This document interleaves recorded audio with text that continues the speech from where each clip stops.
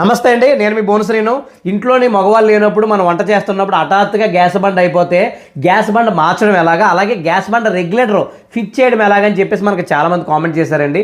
మీకోసం అనమాట పనికొట్టి వీడియో చేస్తున్నాను అనమాట. ఇంకెళ్ళరండి ఒకసారి చూడండి, మీకు క్లియర్గా చూపిస్తాను అనమాట. మీకు కంపల్సరీ అర్థమైపోద్ది. ఇది రెగ్యులేటర్ ఉంది కదండి, అంటే ఇది అందరికీ తెలిసిన విషయమే, దీన్ని రెగ్యులేటర్ అంటారని.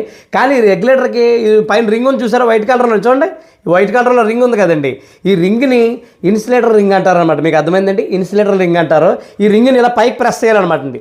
ఎప్పుడైతే ఇలా పైకి మనం ప్రెస్ చేసామో అక్కడ స్టీల్ బాల్స్ ఉంటాయి చూడండి, చూడండి ఇలా పైకి ప్రెస్ చేసేటప్పుడు స్టీల్ బాల్స్ ఉన్నాయి కదండి, ఆ స్టీల్ బాల్స్ ఓపెన్ అవుతాయి అనమాట అండి. ఓపెన్ అయిన తర్వాత ఎప్పుడైతే మనం ఇలా పైకి ప్రెస్ చేసి చూపిస్తాను చూడండి, పైకి ప్రెస్ చేసి ఈ గ్యాస్ సిలిండర్ అవుట్లెట్ వాల్ ఉంది కదండి, ఈ రింగ్ని ఇలా పైకి ప్రెస్ చేసి ఇలా చూసుకోండి, ఇవ్వగానే ఇలా పైకి ప్రెస్ చేసి ఇలా వదలాలన్నమాట అండి.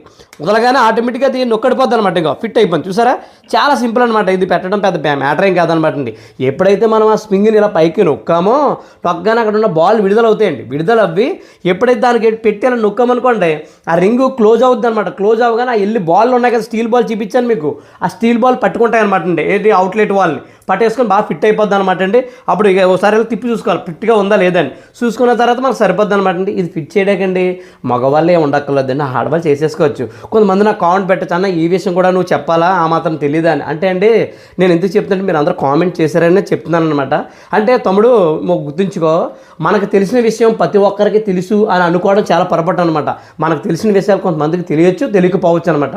దాని గురించి అన్నమాట ఈ వీడియో 10 మందికి ఉపయోగపడే వీడియో. మీకు కూడా తెలుసు కదండి, కాబట్టి వీడియో 10 మందికి షేర్ చేయండి. అలా వీడియో లైక్ చేసి మన ఛానల్ని సబ్స్క్రైబ్ చేయండి.